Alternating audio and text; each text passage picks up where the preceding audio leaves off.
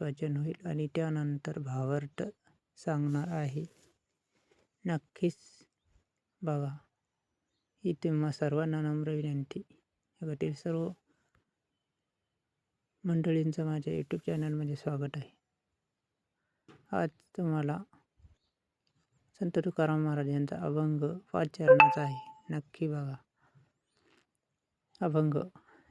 दिली हाक मने नव्हे ती जतन, वेटाळली या गुणी धाव घेती. काम क्रोध मद मत्सर अहंकार निंदा द्वेष फार माया तृण.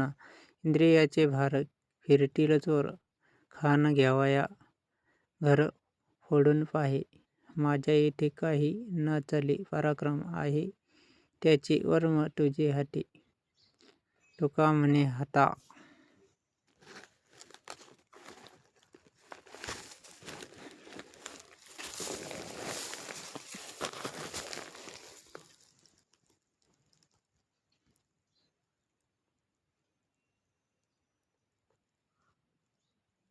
तुका म्हणे आता करीतो उपाय, जेणे तुझे पाय आठवडती. अभंग पुन्हा म्हणून दाखवतो. दिली हाक म्हणे नव हे ती जतन, वेताळिल्या गुणे धाव घेती. काम क्रोध मद मत्सर अहंकार निंदा द्वेष फार माया तृण. इंद्रियाचे भार फिरतील चोर, खान घ्यावया घर फोडू पाहे. माझ्या येथे काही न चले पराक्रम आहे, त्यांची वर्म तुझे हाती. तुका म्हणे आता करीतो उपाय, जेणे तुझे पाय आठवडती. याप्रमाणे अभंग आहे. आता त्याचा भावार्थ आपण सांगणार आहोत तुम्हाला सर्वांना. संत तुकाराम महाराजांनी प्रामुख्याने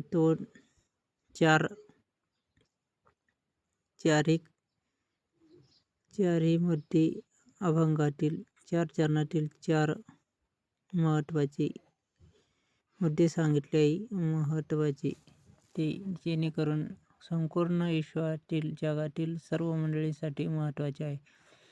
आपण संत तुकाराम महाराज म्हणतात, आपण मनाला चांगल्या मार्गाची अर्थात चांगल्या गोष्टीची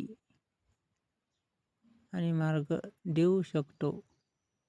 मात्र पण मनात वाईट संस्कार अतिशय असतील तर ते वेटाळल्या अर्थात वाईट गुणच आपल्याकडे धावत जाते. वाईट गुण म्हणून मनावर सतत लक्ष ठेवावे लागते आणि ते आवश्यक आहे.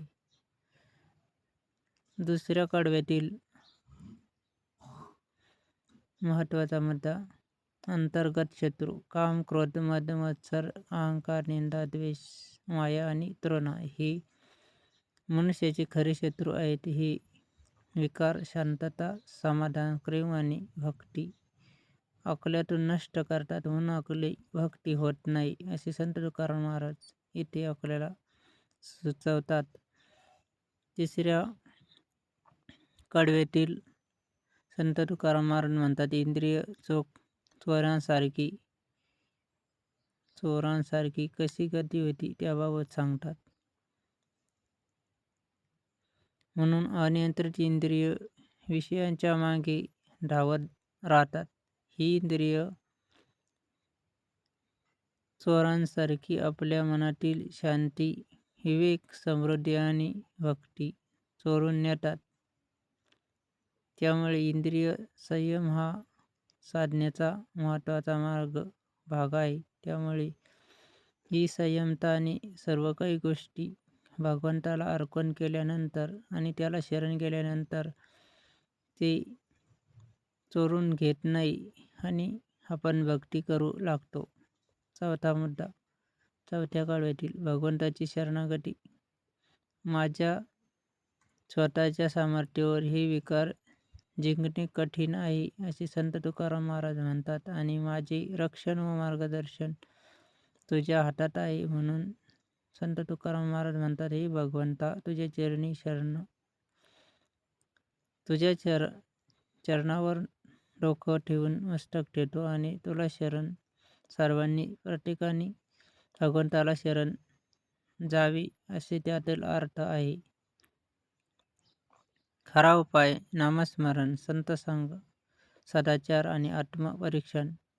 इंद्रिय संयम आणि भक्तांच्या भगवंताच्या चरणी प्रत्येक मनुष्याने शरणागती प्राप्त करावी, अर्थात त्याला शरण जावे. तरच आपल्याला भगवंत या सर्व गोष्टीतून दूर करतो आणि भक्ती आणि मद काम, क्रोध, मद, मत्सर, या निंदा, द्वेष, माया, तृणा या गोष्टीपासून आपल्याला दूर करतात आणि सतविवेक बुद्धीने जागृती होती आणि मनाची सुख शांती तो भगवंत आपल्याला प्राप्त करून देतो.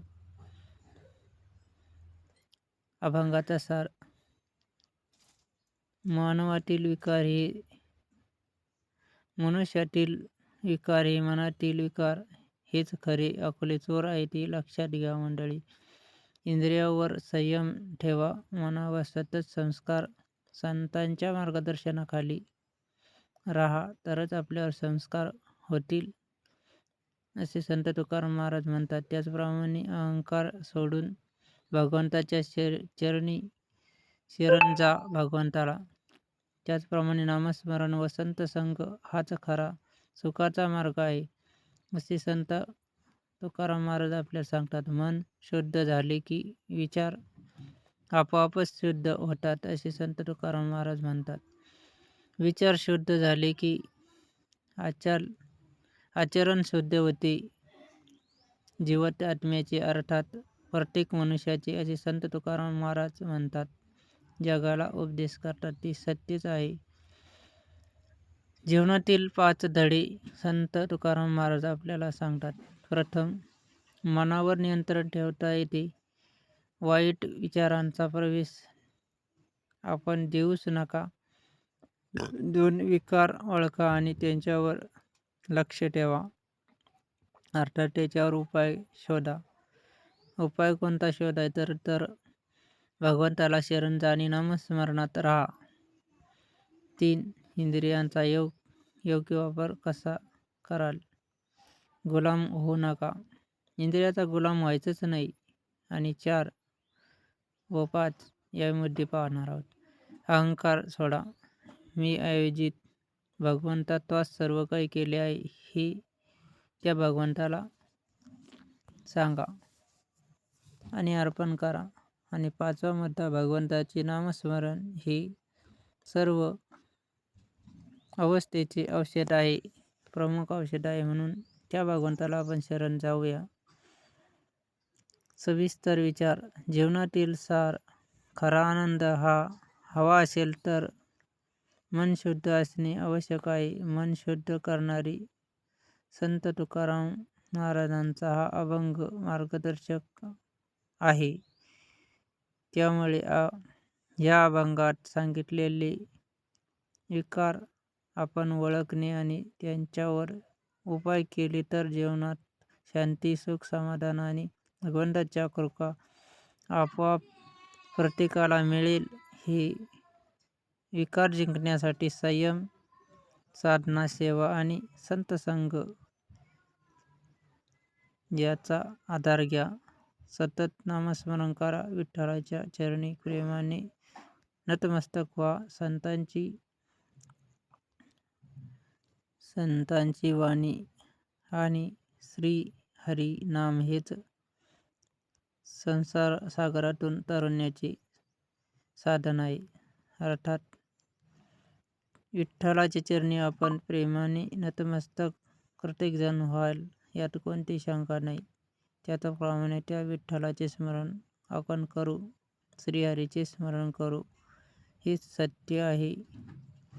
म्हणून प्रार्थना करताना स्वतः संत तुकाराम महाराज म्हणतात की हे विठ्ठला, माझ्या मनातील काम, क्रोध, मद, मत्सर, अहंकार, निंदा, द्वेष, माया आणि तृणा हे सर्व विकार दूर कर. माझे मन तुझ्या चरणी स्थिर कर. मला संतसंग घडव.